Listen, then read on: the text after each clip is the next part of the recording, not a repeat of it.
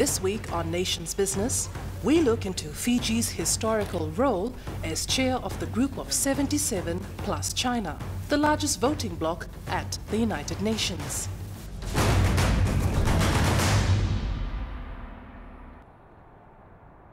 For the first time in 48 years, Fiji took on the reins of leadership of the largest intergovernmental coalition within the United Nations. Nations Business was given special access to film the work carried out by Fijians at the Fiji mission to the United Nations in New York. This is a once-in-a-lifetime opportunity where our team was able to film Fijians working at the mission to ensure the effective running of the chairmanship of the G77. Lukendau is Fiji's Deputy Permanent Representative to the UN.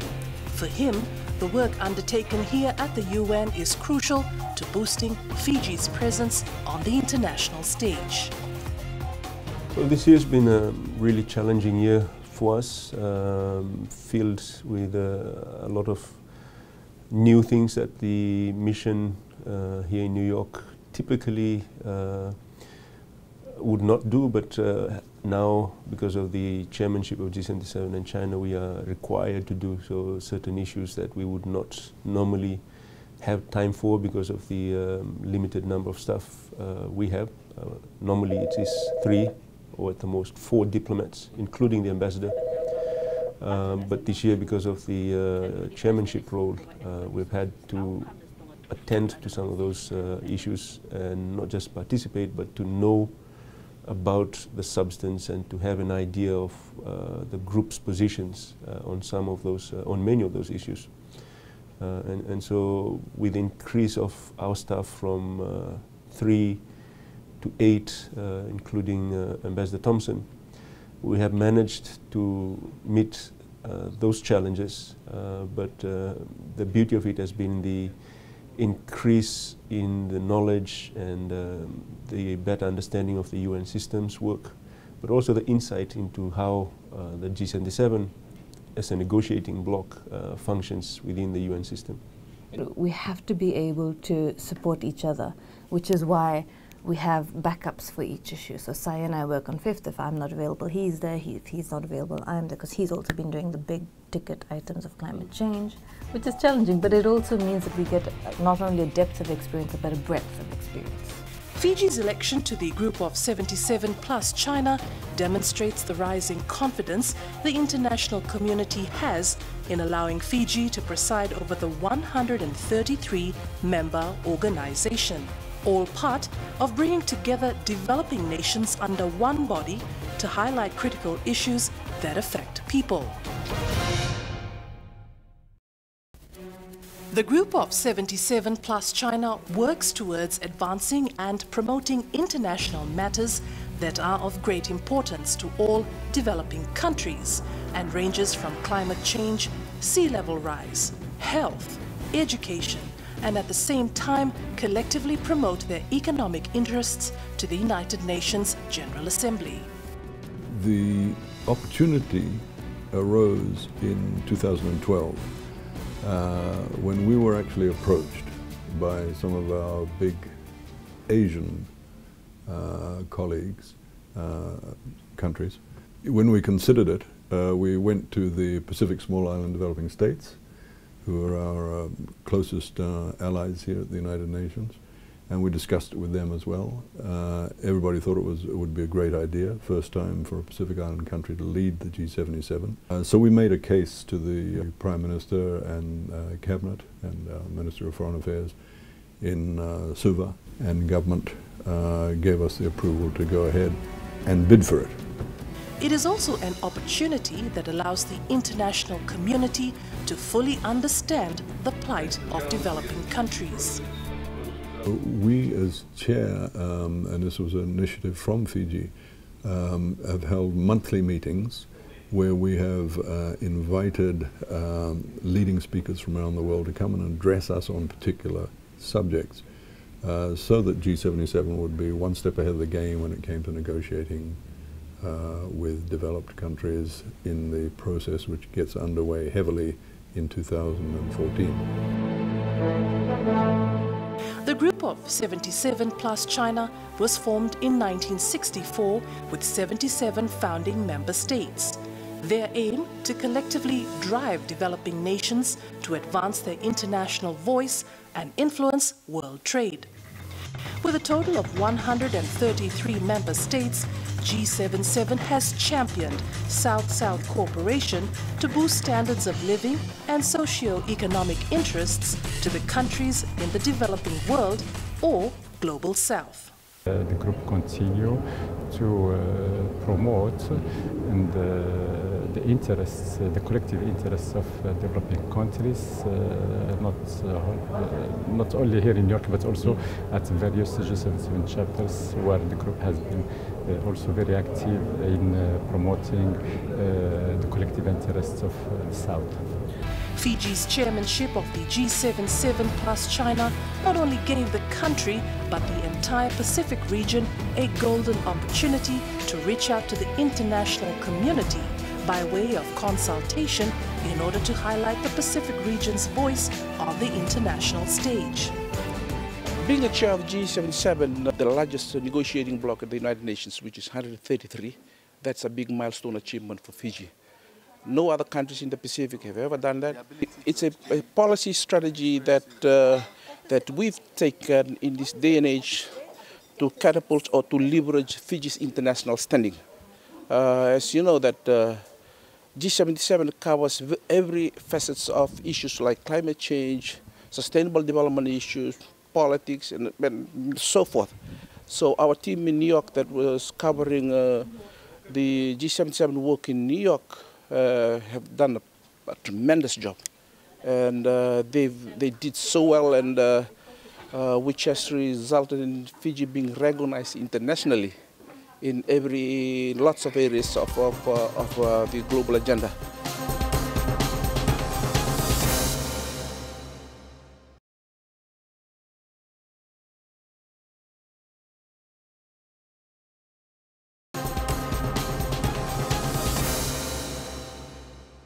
To effectively understand Fiji's role at the chairing of the G77 chairmanship, Nations Business spoke to diplomatic heads and senior UN officials. I would like to thank from the deepest of our country, Fiji, its government and its people for the excellent job that they have done, which demonstrates that when there's a political will, a small country can do wonders. It can be a leader. I think that Fiji has really demonstrated that and has broken taboos about that only big countries can really lead. This is the biggest group at the UN. We really appreciate what Fiji and Ambassador Thompson have done to our work. Actually, my unbiased assessment, honestly, is that Fiji has done an outstanding job, and we as a fellow small island developing states are proud of the work that they have done on areas such as climate change, on the important work of the follow-up to the Rio+20 processes. There are a number of them. The creation of the high-level political forum to bring more attention to the development agenda, issues such as the elaboration of the Sustainable Development Goals, the creation of a technology facilitation mechanism, the expert group on sustainable development financing. These are all processes that are flowing from Rio+20. And Fiji has been at the vanguard of pushing that through, as well as the work it is doing on climate change and some of the other issues. Many countries, including ours, we thought the Fiji mission is such a small mission, whether they can deliver. Deliver in a year, which is very critical year, particularly now we are talking about post-2015 development agenda. But I must say that Peter Thompson and the Fiji mission did an excellent job. They have been very vocal in all these sessions. They are representing our views, our opinions, and all countries, including ours. My country is very happy with him, particularly his deliberations, and secondly also They are very sensitive and articulate, and they are, the way they communicate with, share their views with us prior to presentation. So we are very impressed with, Fiji's, how should I say, the tenure. It's an excellent tenure. So we are extremely glad to see Fiji playing a very important role in the United Nations. We are so glad that Fiji is the first Pacific Island country to take up the chairmanship of the G77. I think it's a recognition of the membership of the United Nations, of the very important role played by Fiji in the United Nations, not only in relation to promoting the cause of developing countries in moving forward the socio-economic course in the United Nations, but also in terms of peacekeeping activities. Fiji is one of the most important peacekeeper contributing countries in the United Nations. So I think the chairmanship is a recognition of Fiji's very important role in the United Nations, and I would really like to congratulate Fiji on this very important achievement. Well, I think it has been a success, given that Fiji is a small island developing state. The position of leading 133 developing countries, it's quite a challenging one, and I think Fiji acquitted itself rather admirably. Fiji's Pacific neighbors also shared their sentiments towards Fiji's chairmanship, given that this is the first time that issues of relevance has taken root and is being discussed by the international community. I think Fiji has done extremely, extremely well as chair of G77 this year. And I really wish to commend Ambassador Thompson and his very hard-working team in the Fiji mission. They've done Fiji proud, but they've not only done Fiji proud, they've also done us proud from the Pacific region, and their accomplishment is one that we're sort of sharing in the glory. I think we said from day one that this is a Pacific chair, and I think that we are all very proud of the way Fiji has discharged its responsibilities, and I think it really sends out a very strong message that small is beautiful, and it also means that if you put your mind to it and you are dedicated and committed, I think you can really deliver on the international stage. And I think I've spoken twice already to acknowledge the contribution that Fiji in terms of assisting especially small island developing states, because I think Fiji is really making a very big statement that with the support of your partners that you can basically deliver, because I think it was beyond anyone's imagination that there will come a time when a small island developing state, especially from the Pacific for that matter, would be able to chair, given the demand on the human resources and financial resources. So for me, I'm very proud to be a Pacific Islander. More importantly, I think it's a big acknowledgement of the fact that I think the Pacific has come of age, and that you are able to, at the international level, you are able also to provide a leadership role. Fiji has given a voice to a lot of countries that didn't have a voice. As chair, Fiji was able to highlight many challenges ahead for the coalition of developing nations, including the impact of the global financial crisis, food security, the fight against poverty, technology transfers, and efforts to combat climate change. Well, what's the benefit for Fiji of being chair of G77? It goes without saying that the name of your country rises up if you have this big role in the international community. It's a one-year role, so there's a time for you to really put your stamp on the leadership. Fiji is, the name has really come up in the international community through this role. We've had the Prime Minister attending many meetings here at the UN, speaking as G77 chair, and he'll be one of the top 4 people in any of these gatherings. You've got the Secretary General of the United Nations representing everybody. You've got the President of the General Assembly representing everybody. You've got the President ECOSOC representing most, and then you've got the chairman of G77. Those are the top four speaking orders at these big meetings that we've had. So our Prime Minister has been right up there in the top level of the international community.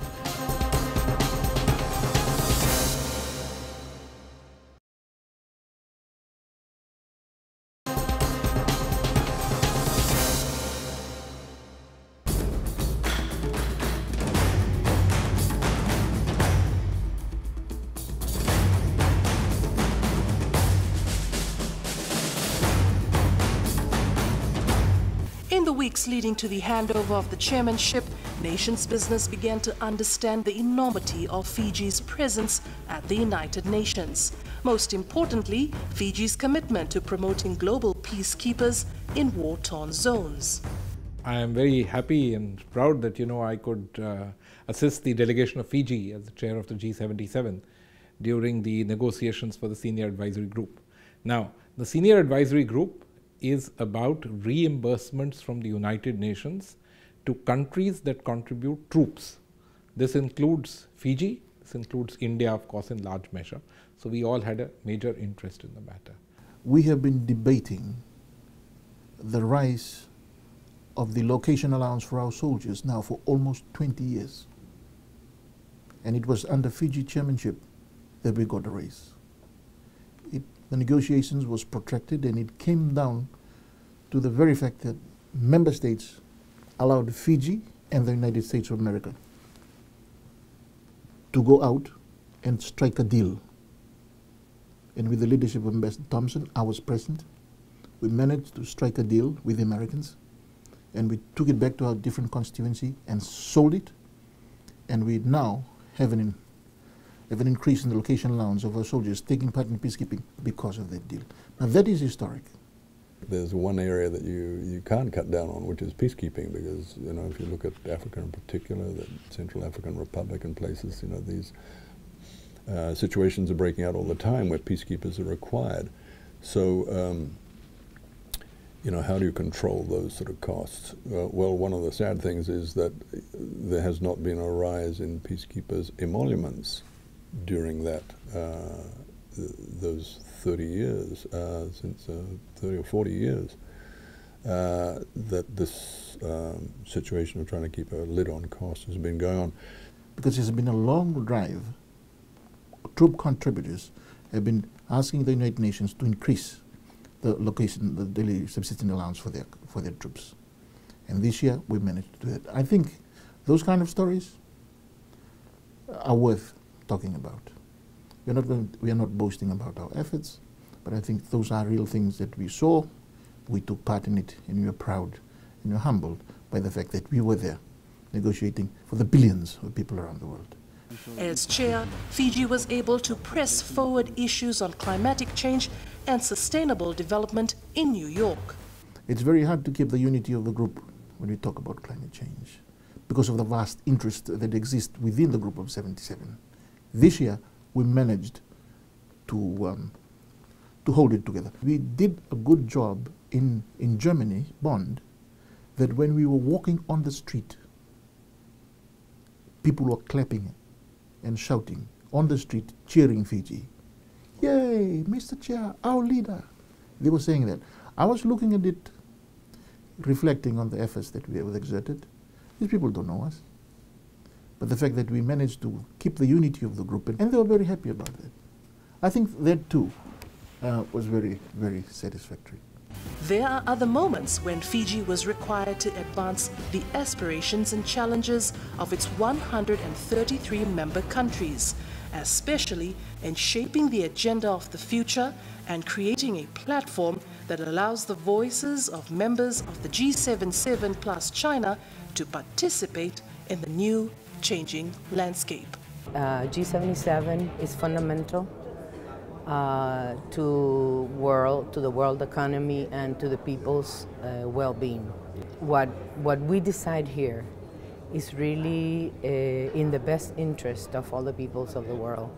All the economic issues and climate change, sustainable development. We really have to continue with this force that Fiji has demonstrated, and to be able to bring the post-2015 agenda that really takes into account the human being. As developing countries, we get together, we discuss issues, and then we make use of the platform of G77 to engage other bigger nations as cooperating partners.